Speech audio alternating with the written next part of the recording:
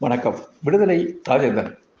இந்து கோயில்களில் இந்துக்கள் அல்லாதவர்களை கொடிமரம் வரைதான் அனுமதிக்கலாம், கோயிலுக்கு உள்ளே அனுமதிக்க கூடாது என்று மதுரை உயர்நீதிமன்ற கிளை ஒரு தீர்ப்பை நேற்று வழங்கி இருக்கிறது.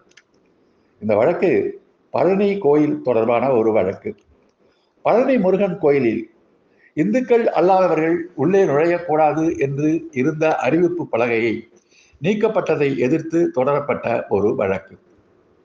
தமிழக அரசு சார்பில் பழனி முருகன் அனைத்து மதத்தினருக்கும் சொந்தமானவர் என்றும், அனைத்து மதத்தினரும் முருக வழிபாட்டை ஏற்றுக்கொண்டவர்கள் இருக்கிறார்கள் என்றும், எனவே பழனி முருகன் கோயிலுக்காவது இதிலிருந்து விதிவிலக்கு தர வேண்டும் என்றும் முன்வைத்த கோரிக்கையை நீதிமன்றம் ஏற்க மறுத்து, இது இந்துக்களுடைய உணர்வுகளை புண்படுத்தக்கூடியதாகும் என்று தீர்ப்பில் கூறி இருக்கிறது.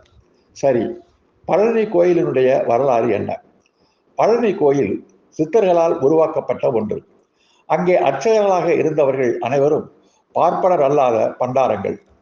திருமலை நாயக்கர் மன்னர் காலத்தில் அவனுடைய தளபதியாக இருந்த ஒரு பார்ப்பனர் பழனி கோயிலுக்கு வழிபட வந்தார். அவர் அர்ச்சகர்களாக பண்டாரங்கள் இருப்பதை பார்த்து மனம் பதவைத்து, பண்டாரங்கள் கையில் பிராமணனாகிய நான் விபூதி வாங்க மாட்டேன் என்று கூறி மதுரைக்கு சென்று ஒரே நாள் இரவில் பழனி கோயில் பண்டாரங்களை நீக்கிவிட்டு பிராமணர்கள் மட்டுமே அர்ச்சகராக இருக்க வேண்டும் என்ற உத்தரவை பிறப்பித்தார். இது பழனி கோயில் ஸ்தல புராணத்தில் இப்போதும் அச்சாகி பதிவாகி இருக்கிற ஒரு வரலாறு.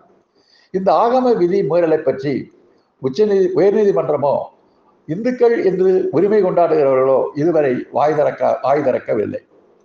சரி, ஆகம விதிப்படி கண்டிப்பாக கோயில்கள் பின்பற்றப்பட வேண்டும் என்று மதுரை உயர்நீதிமன்ற கிளை கூறுகிறது.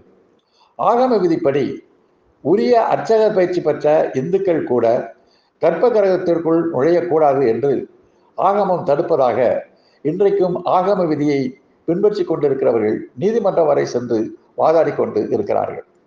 கோயிலுக்குள் இந்துக்கள் மட்டுமே நுழைய வேண்டும் என்று கூறுகிற மதுரை உயர்நீதிமன்ற கிளை ஆகம விதியையும் பின்பற்ற வேண்டும் என்று கூறியிருப்பதிலிருந்து இந்துக்கள் உரிய பயிற்சி பெற்ற அர்ச்சகர்களாக இருந்தாலும் கர்ப்பகிரகத்திற்குள் இந்துக்களே நுழையக்கூடாது என்ற கருத்தையும் சேர்த்து சொல்லுகிறது என்பதையும் நாம் இதில் கவனித்தாக வேண்டும்.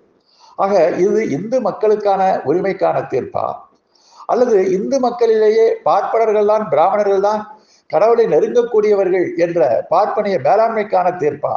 இந்த கேள்விகளுக்கும் நீதிமன்றங்கள் பதில் சொல்லியாக வேண்டும்.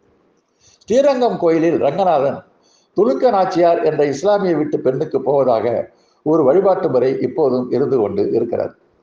ஸ்ரீரங்கநாதன் எப்படி முஸ்லிம் பெண் வீட்டிற்கு செல்லலாம், அதுவும் கூடாது என்று இதே நீதிமன்றங்கள் நாளைக்கு ஸ்ரீரங்கத்திலே பின்பற்றப்படுகிற இந்த வழிபாட்டு முறையை தடை செய்து தீர்ப்புகள் கூறுமா?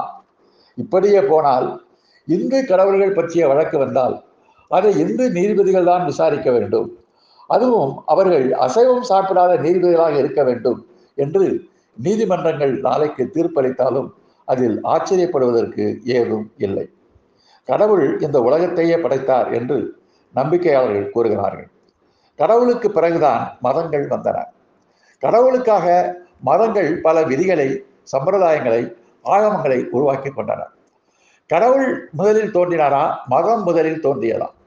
கடவுள் உருவாக்காத மதத்தில், கடவுளுக்காக உருவாக்கப்பட்ட மதத்திற்குள் கடவுளை இழுத்து கொண்டு வந்து திணித்து மனிதன் உருவாக்கிய மதத்திற்குள் சர்வ சக்தியுள்ள கடவுளே அடங்கி நடக்க வேண்டும் என்று கூறுவார்களே என்று சொன்னால் கடவுள் சக்தியையே இவர்கள் கேள்விக்குள்ளாக்குகிறார்கள் என்ற கேள்வியை பகுத்தறிவாளர்கள், சிந்தனையாளர்கள் எழுப்பத்தான் செய்வார்கள். தீண்டாமை என்பதை ஒவ்வொரு கட்டத்திலும் சனாதன தர்மம், இந்து தர்மம் என்பது வலியுறுத்தி கொண்டே இருக்கிறது. கோயில் கர்ப்பகிரகத்தில் தீண்டாமை, முதலில் கோயில் நுழைவுக்கே தீண்டாமை. கோயில் கோபுரம் வைக்கப்பட்டதே கோயிலுக்குள் நுழைய முடியாத மக்கள் தெருமுனையிலிருந்து கோயில் கோபுர சிலைகளை கும்பிட்டு செல்ல வேண்டும் என்பதற்காகத்தான் கோபுரங்களே வடிவமைத்து கோபுர தரிசனம் கோடி புண்ணியம் என்று சொல்லி வைத்தார்கள். ஆக இன்னும் நீதிபதி சைவம் சாப்பிடுவது தான் இந்து மதத்தினுடைய தர்மம், அசைவம் சாப்பிடுவது இந்து தர்மத்திற்கு எதிரானது என்ற ஒரு கருத்தையும் கூறியிருக்கிறார்கள். இந்து மதத்திலே பெரும்பான்மை மக்கள் அசைவம் சாப்பிடக்கூடியவர்கள், அவர்களெல்லாம் இந்துக்கள் அல்ல என்று அறிவிக்கக்கூடிய ஒரு நிலையில் கூட நாளைக்கு நீதிமன்றங்கள் வந்தாலும் ஆச்சரியப்படுவதற்கு இல்லை. ஆக இன்றைக்கு இந்து தர்மம் என்ற பெயரால் வேத தர்மம், பார்ப்பனிய தர்மம், பிற மதங்களை வெறுக்கின்ற தர்மம், தீண்டாமையை மறைமுகமாக அனுசரிக்கின்ற தர்மம் தான் இன்றைக்கு நீதிமன்றங்களாலும் முன்மொழியப்படுகிறது என்பதை நடுநிலையாளர்கள் சிந்தித்து பார்க்க வேண்டும். நன்றி, வணக்கம். உடனுக்குடன் செய்திகளை தெரிந்து கொள்ள சன் நியூஸ் பெல் ஐகானை கிளிக் பண்ணுங்க.